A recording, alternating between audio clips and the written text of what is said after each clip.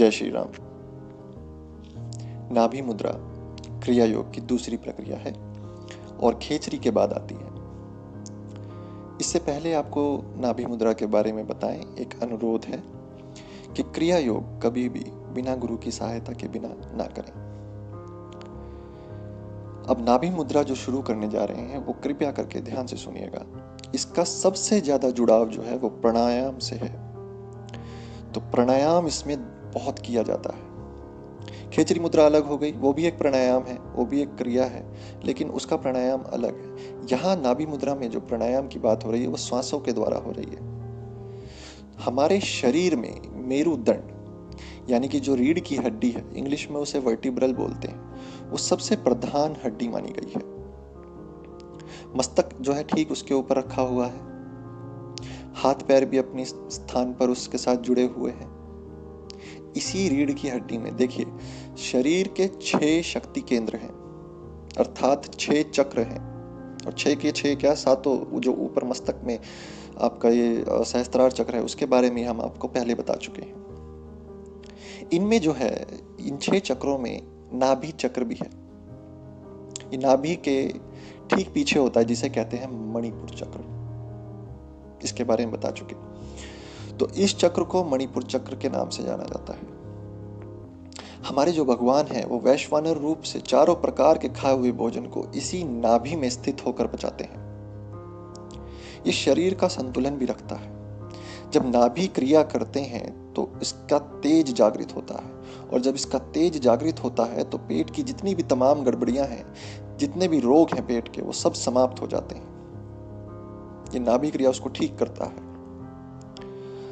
अब इसका जो ज्यादातर स्वरूप देखने को आता है, वैसे तो और भी रंग इसमें दिखाई देते हैं, वो मणिपुर में भी आपको बता दिया है हमने जो इसके रंग हैं, परंतु जो सबसे ज्यादा दिखाई देता है नाभि क्रिया करने के पश्चात, वो दिखाई देता है जैसे आग में एक सफेद रंग का कमल है, अग्नि शिखाओं में लिपटा हुआ एक सफेद कमल। और भी रंगों में दिखाई देता है, सुनहरे रंग में भी बहुतों को दिखाई देता है, लेकिन जो सबसे ज्यादा मुख्यतः जो दिखाई देता है वो अग्नि में लिपटा हुआ एक सफेद रंग का फूल दिखाई देता है। इतना तेज उसमें होता है। अब इसमें एक देवी मूर्ति दिखाई हमें पड़ती है, जिसका रंग मैं आपको बताऊं तो ये ऐसा होता है जैसे दूध में आपने कुछ लाल रंग का मिला दिया हो, तो जो एक अलग सा रंग निखर के आता है, बहुत ही हल्का गुलाबी, वैसे एक देवी की मूर्ति दिखाई देती है। बहुत ही सुंदर शरीर और सुंदर रूप उनका होता है, बहुत ही हल्के गुलाबी परिधान में वो दिखाई देती है। तो ये नाभि क्रिया के माध्यम से होता है। अब क्योंकि ये सांसों से जुड़ा हुआ है, ये प्राणायाम से जुड़ा हुआ है, तो शरीर के इस मणिपूरक चक्र के आसपास एक कड़ा मांसपिंड है, जो आपको एक बहुत महत्वपूर्ण जानकारी बता रहे हैं कि जो शव को जलाने पर भी नहीं जलता, ये जो मांसपिंड है, क्योंकि अग्नि जो है वो अग्नि को काट ही नहीं सकती। तो इसी स्थान पर नाभि जो है भीतर से खिंच कर बनी रहती है इससे, और लोग इसी को फुल्ला भी कहते हैं बहुत जगह पे। और जब शवदाह होता है उसके बाद काशी या दूसरे तीर्थ स्थानों में ले जाकर इसको गंगा में विसर्जित कर दिया जाता है। अब जो क्रिया इसमें, जो प्राणों की क्रिया, जो इसमें इसका जो गणना होती है प्राणों की, वो सुनिए, वो बहुत महत्वपूर्ण है। बहुत ही कम लोग, शायद ना के बराबर आपको पता चले इसके बारे में, कि इसमें जो है जप की संख्या प्राणायाम की संख्या से संबंध रखती है। तो प्रारंभ में सामने से 100 बार और उसी स्थान पर पीछे से 25 जप होते हैं।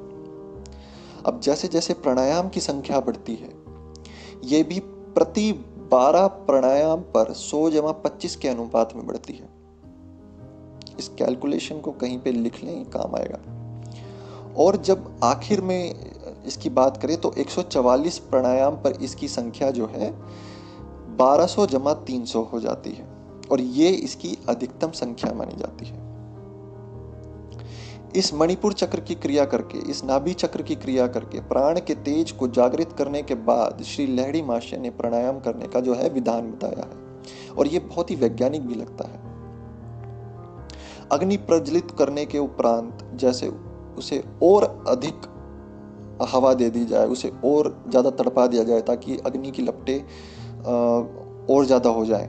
ठीक वैसे ही नाभि क्रिया द्वारा प्राण के तेज को जागृत किया जाता है और इसके पश्चात प्राणायाम द्वारा उसको वो हवा दी जाती है।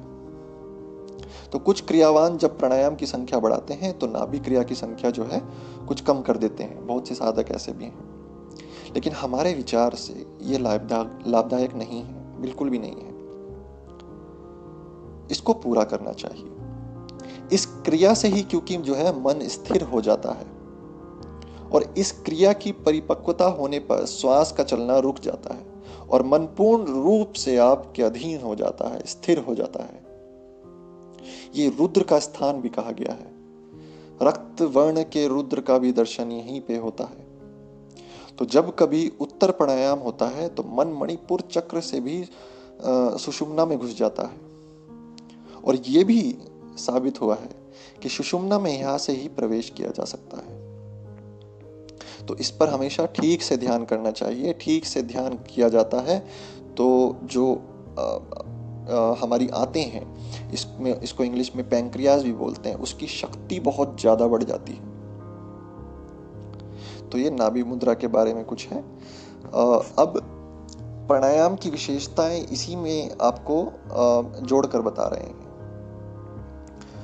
प्राण का आयाम ही प्राणायाम है और प्राणायाम को उसके विभिन्न कार्यों और स्थान भेद से जो है कई नाम दिए गए हैं, जैसे कि प्राण, अपान, व्यान, समान, उदानी, वायु हैं सब। तो वास्तव में ये सब मिलकर प्राण ही है। नाभि से कंठ तक जिसके संचरण से श्वसन की क्रियाएं होती हैं उसे प्राण कहा जाता है। नाभि में समान का अवस्थान है जो प्राण और अपान का संधि स्थल है, जहां पे ये दोनों जुड़ती हैं। ये शरीर का संतुलन रखता है और प्राण के तेज को धारण करता है।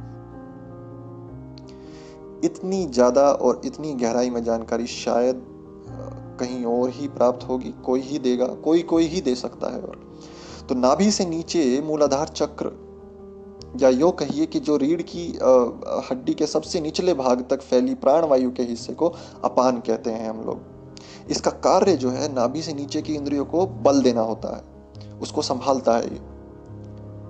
तो मल विसर्जन, प्रजनन, प्रसव, ये सब इसी के प्रधान कार्य हैं।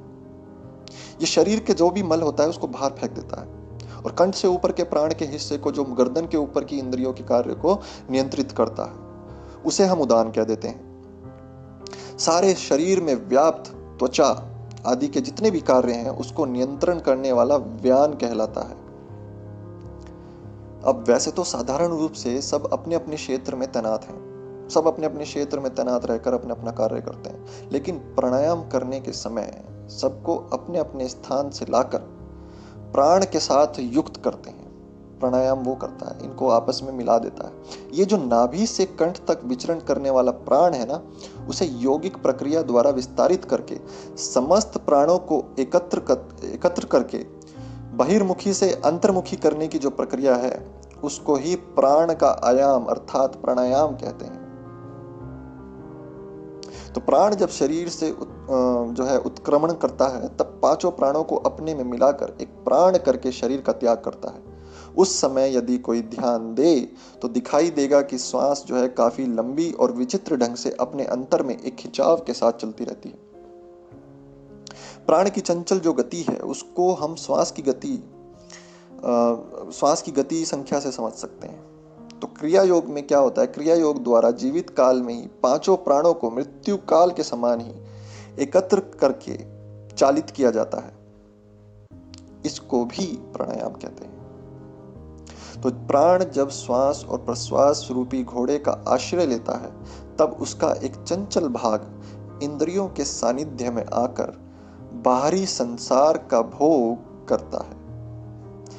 हमारी ये बात शायद बहुत ही कम लोगों को, आप में से बहुत ही कम लोगों को समझ में आएंगी। जो इन चीज़ों में है ना, जो इन चीज़ों को करता है या फिर इन चीज़ों को जानता है, उसको तो पूरी समझ में आ रही होगी,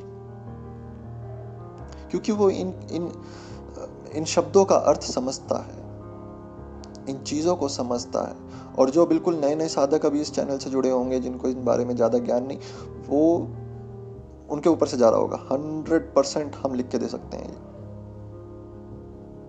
पर कुछ दिन समझने का प्रयास करेंगे तो ये भाषा बहुत सरल हो जाएगी, ये गणित बहुत सरल हो जाएगा, ये गणना बहुत सरल हो जाएगी, इसको समझना बहुत आसान हो जाएगा आपको।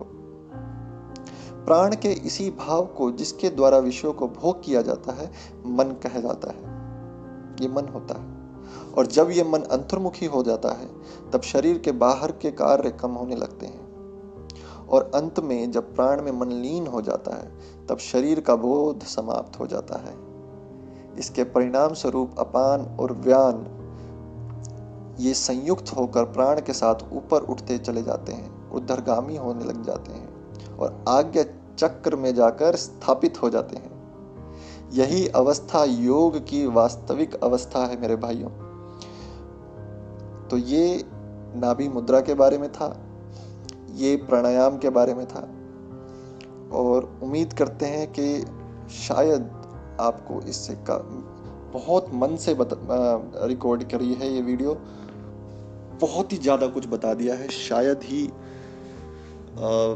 इतनी गहराई में कोई बताए। मुझे कभी कभी तो बहुत गर्व महसूस होता है कि चैनल स्थापित हुआ है और आप लोग लगभग 7,000 लोग जुड़ गए, 7,000 लोग इस चैनल से जुड़ गए हैं। तो बहुत बहुत शुक्रिया। लेकिन इस चीज़ को समझो भी, इस चीज़ को अपने जीवन में अपनाओ। बहुत ही महत्वपूर्ण और बहुत ही सुंदर चीज़ें हैं ये जो इस चैनल के माध्यम से आपको बताई जा रही हैं। अपना समय व्यर्थ ना करें इधर उधर की चीज़ों में, शराब, लड़की, मांस, सिगरेट या दूसरी अन्य चीज़ें, इन सब विषयों से अपना ध्यान जो है हटाएं। इनमें कुछ नहीं रखा है। केवल योग, प्राणायाम और ध्यान, प्रभु में लीन हो जाओ किसी भी माध्यम से, वही सबसे बड़ी शक्ति है। जब आप उनमें लीन हो जाओगे तो आप देखोगे दुनिया कितनी सुंदर हो चुकी है। और शुरुआत जो है आप अपने शरीर से करें। शरीर के माध्यम से ही आप इसको साध सकते हैं, शरीर के माध्यम से ही आप आत्मा तक पहुंच सकते हैं और उस आत्मा के माध्यम से ही परमात्मा तक पहुंच सकते हैं। जय श्री राम।